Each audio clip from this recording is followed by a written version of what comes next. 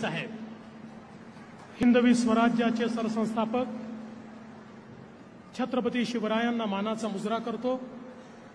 भारतीय राज्यघटनेचे शिल्पकार भारतरत्न डॉक्टर बाबासाहेब आंबेडकर यांना मानवंदना अर्पित करतो। आज खऱ्या अर्थानं सावित्रीच्या लेकी या ठिकाणी एकत्रित झाल्यात, ज्यांनी स्त्री शिक्षणाची मुहूर्तमेढ ठेवली। त्या क्रांतीज्योती सावित्रीबाई फुले यांच्या चरणी देखील नतमस्तक होतो। आणि आजच्या कार्यक्रमाचे अध्यक्ष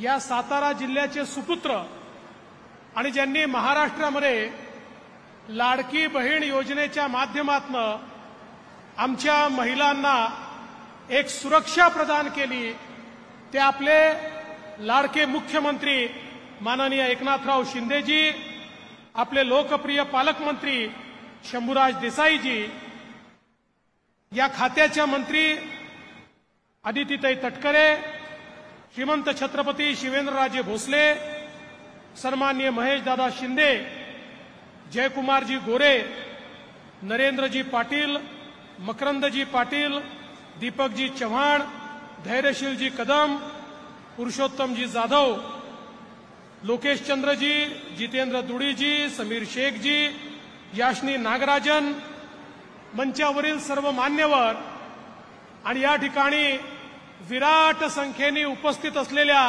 माझ्या सर्व माता भगिनी आणि थोड्याशा संख्येने उपस्थित असलेले माझे बंधू, उपस्थित सर्व मान्यवर, आज अतिशय आनंदाची गोष्ट आहे की कालच मुख्यमंत्र्यांच्या हस्ते लाडकी बहीण योजनेचा आम्ही शुभारंभ केला आणि शुभारंभानंतरचा पहिला कार्यक्रम स्वराज्याच्या राजधानीमध्ये साताऱ्यामध्ये होतो आहे आणि 50,000च्या वर आमच्या माता भगिनी या ठिकाणी उपस्थित आहेत।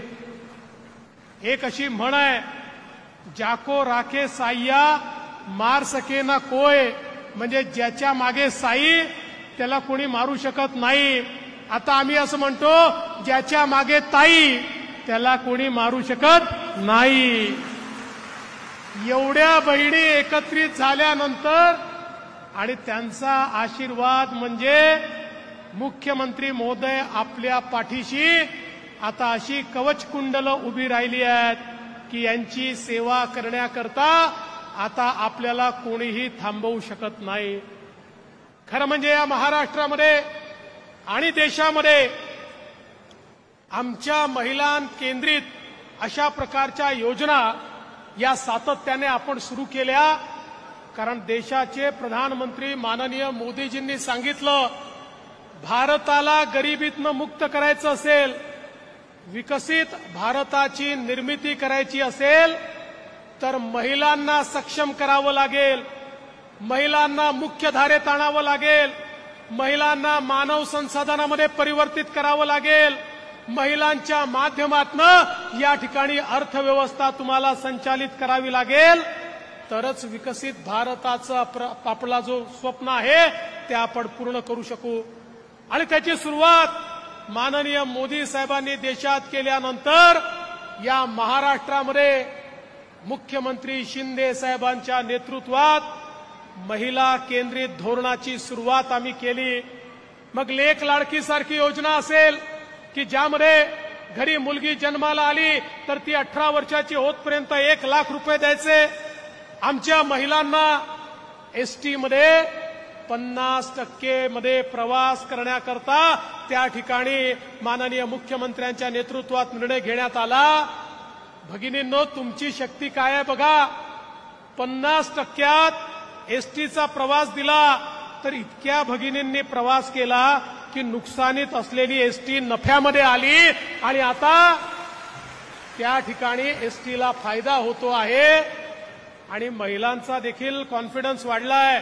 त्या आता आपल्या घरी घरच्या पुरुषांना सांगतात, तुम्ही जर तालुक्याला जिल्ह्याला गेलात दुप्पट पैसा खर्च होतो, प्लस तुम्ही काहीतरी चैन त्या ठिकाणी करून येता, मी गेली अर्ध्या पैशामध्ये जाऊन येते आणि पैसे वाचवते, त्यामुळे तुम्ही घरी बसा आणि मला जाऊ द्या।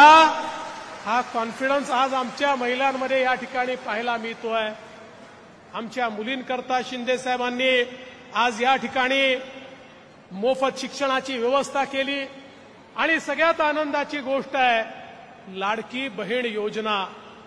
आज खऱ्या अर्थानं उद्या रक्षाबंधनाचा दिवस आहे।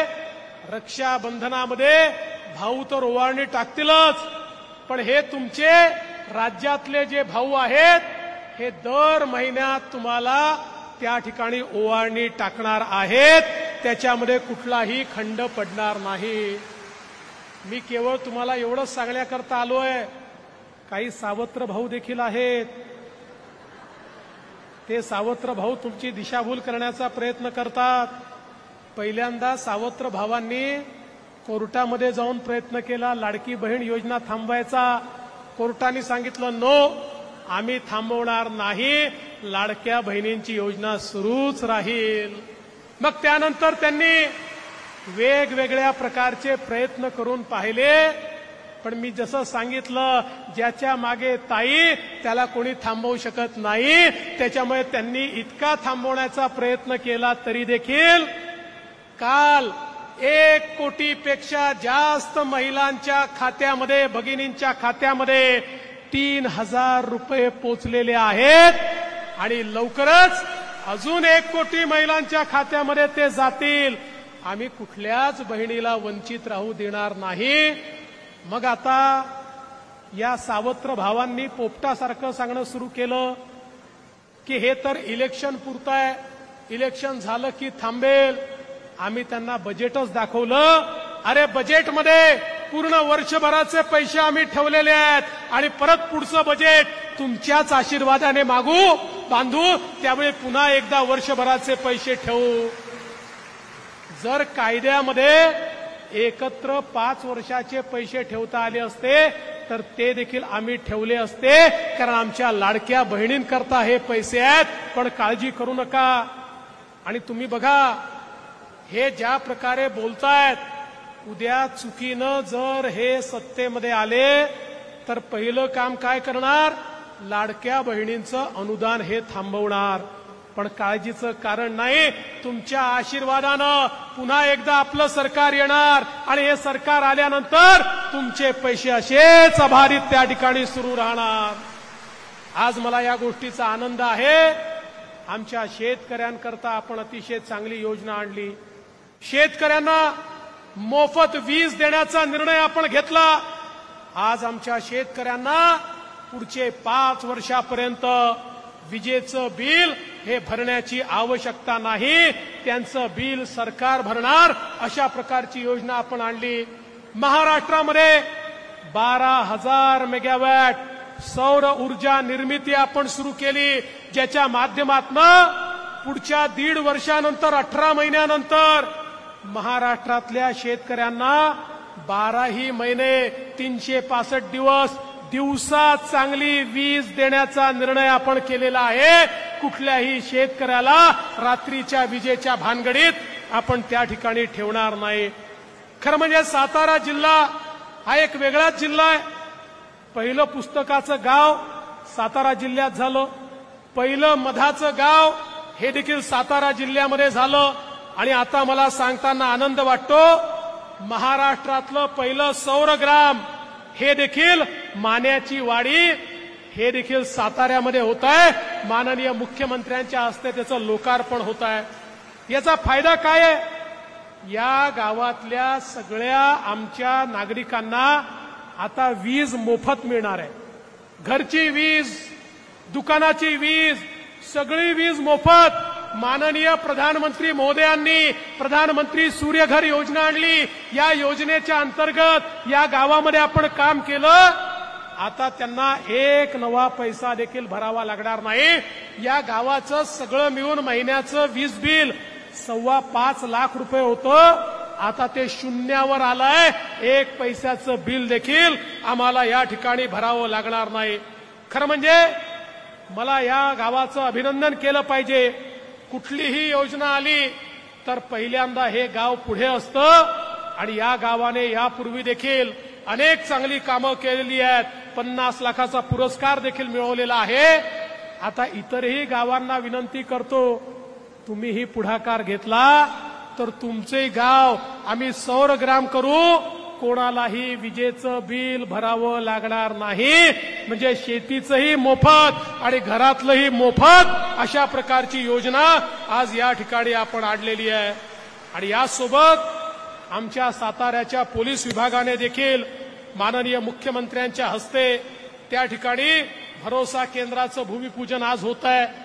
त्या माध्यमातून आपल्या ऑटो रिक्षामध्ये QR कोड आपण देतो, साताऱ्याच्या बसेसमध्ये CCTV त्या ठिकाणी आपण देतो आणि या माध्यमातून महिलाची हेल्पलाईन देखील सुरू करतोय.